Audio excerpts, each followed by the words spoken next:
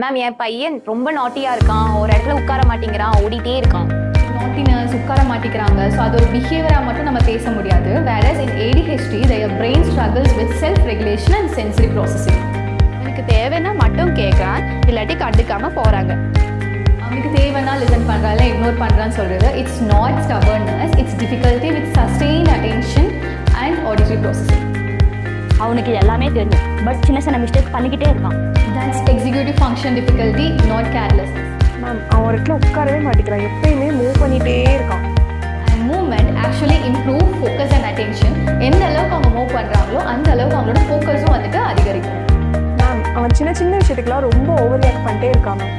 ADHD குழந்தைங்க over react பண்ணுவாங்க தான். அதுக்காக நம்ம அவங்க ட்ராமா ஆடுறாங்கன்னு சொல்லிட முடியுமா? கண்டிப்பாக இல்லை. That's truly due to emotional dysregulation as well as sensory overload. நான் என் பையன் கிட்ட இன்னும் கொஞ்சம் ஸ்ட்ரிக்டா இருக்கணும்னு நினைக்கிறேன். அப்போ ஸ்ட்ரிக்டாக இருந்தால் மட்டும் எல்லாமே மாறிடுமா? டிசிப்ளின் மட்டுமே வந்துட்டு ADHDக்கு ஹெல்ப் பண்ணாது. ஸோ அவங்களுக்கு என்ன தேவைன்னு பார்த்தீங்கன்னா ஒரு ஸ்ட்ரக்சர்ட் ரொட்டீன் வேணும். அது கூட சென்சரி ஸ்ட்ராட்டஜிஸ் தேவைப்படலாம்.